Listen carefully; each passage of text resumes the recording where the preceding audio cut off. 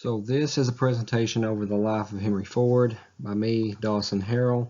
This is mainly just going to be about Henry Ford himself's life, not necessarily all of his accomplishments or what happened to his company after his death.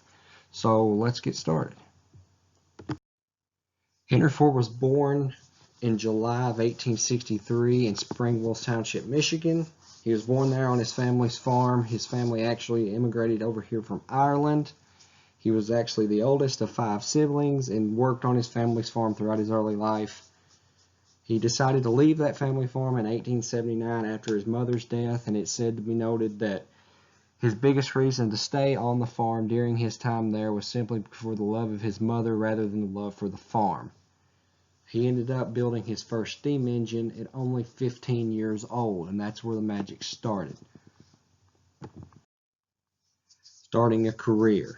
Henry Ford became an apprentice in a Detroit machine shop. He worked there for a short time, learning anything he could about how a machine works, taking things apart, putting things back together countless times over and over until he knew how they went together, how they come apart, everything that made each and everything he worked on work. He was a steam engine mechanic until 1891, where he was then hired on as an engineer at the Edison Illuminating Company, which was run by Thomas Edison. Everybody knows Thomas Edison invented the light bulb. He stayed here, and only in 2 years he was promoted to the head engineer in November of 1893, where he worked closely to Thomas Edison, which they became longtime friends, as Thomas Edison was forever one of his mentors. As you can see in the photo, that's a photo of Henry Ford and Thomas Edison together.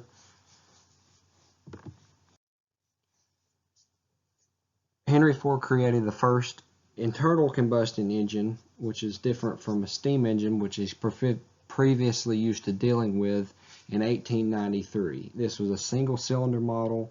It was said that he actually built this on a kitchen table, is where he ended up putting it together. He used this motor to build his first take at an automobile car, which he used the engine under a seat and built this on top of just a simple steel frame chain drive with bicycle wheels that he'd found and used to steer the car, which was different. It was very odd for the time because nobody in the area had ever seen anything like this before. He finished this in 1896, and this was known as the quadricycle. After his invention took off and he decided he had something going, he resigned from Edison Illuminating Company in late of 1899.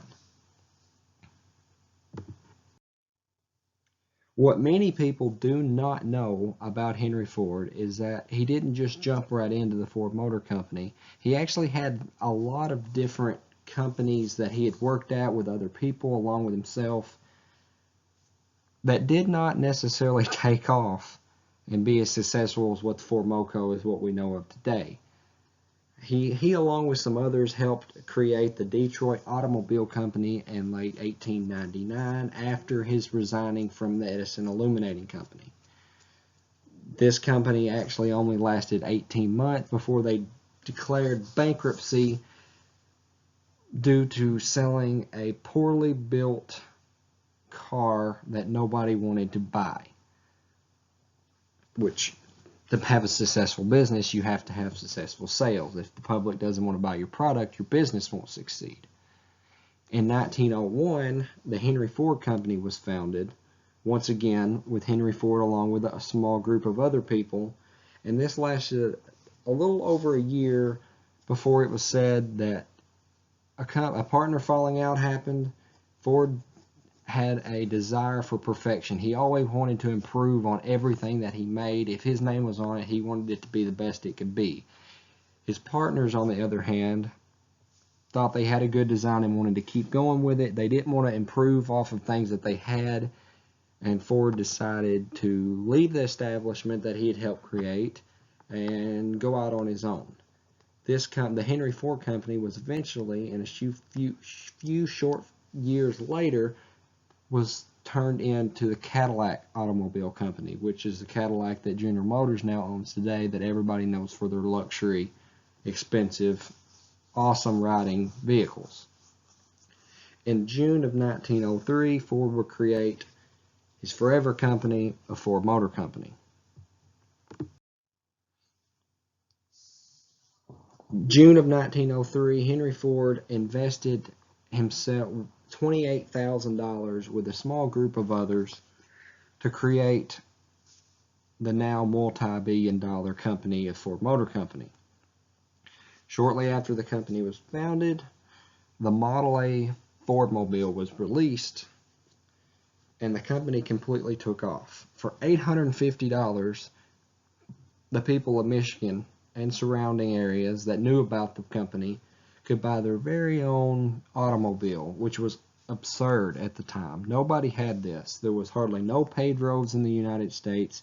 It took a very wealthy person to be able to afford something like this because nobody had it. Nobody was used to it. This was still in the horse and buggy days. It wasn't everybody had a car.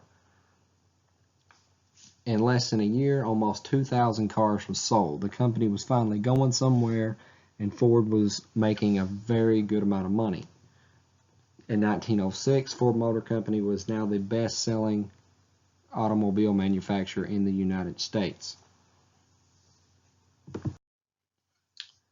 The Model T, when it came into life, that is what made Ford go worldwide. Everybody knows about the Model T. It's said to be one of the most iconic cars in the world. This was released in 1908, and that design was carried all the way until 1927. What made the Model T so iconic is in 1913, Ford implemented the use of an assembly line, and this manufacturing tool sped up the production time of the Model T by 8 times as much as previous years. This made the cost of the car go down. It made it more affordable for the public, and it also made it to where they could sell 8 times as many as they had before, simply because of how fast they could be built. This became the most sold car in the world, and which is, if not still the most sold car in the world, it is very, very close. By 1927, when they ended the model, almost 15 million of them had been sold around the world.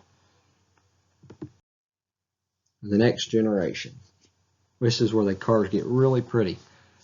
After the Model T was released, Ford released the Model A in 1928, which, not to be confused, is the Model A Fordmobile that was released in 1903. The actual Model A was released in 1928. Production had now reached an all-time high. Sales were going off the roof, and 1.5 million cars were built and sold per year. Now, just when Ford got everything going exactly how he wanted it, the Great Depression hit the United States. Now, everybody's saving money, nobody's buying cars, and good old Chevrolet caught up to them, causing trouble for Ford, and now they had a sales battle of who could sell the best car in the Great Depression, because nobody was buying cars here. So this was a real hard battle that Ford had to do, simply because they had to make their cars more affordable. They had to make them more eye-appealing to the public, to say, let's go spend money on a new car. In 1932, the Model 18 was designed with an all-new body, all-new running gear, new everything, but the most iconic part about it was the first one-piece V8 cast engine, which is known as the flathead in today's world.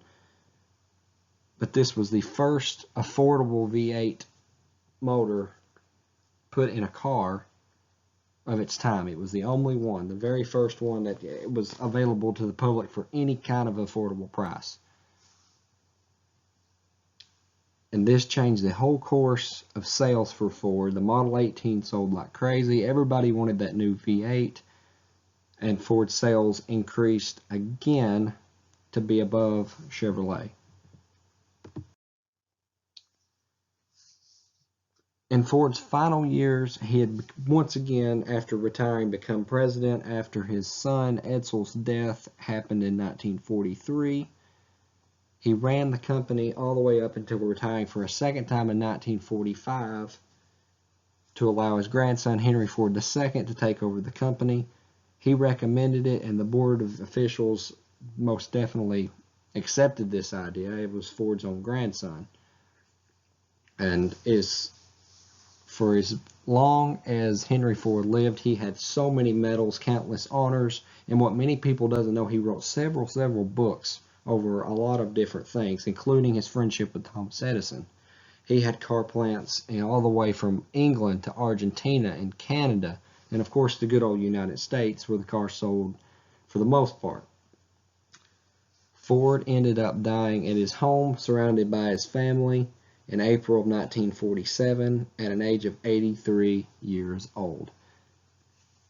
I hope you guys learned something over this presentation of Henry Ford. And thank you very much. Have a great rest of your evening.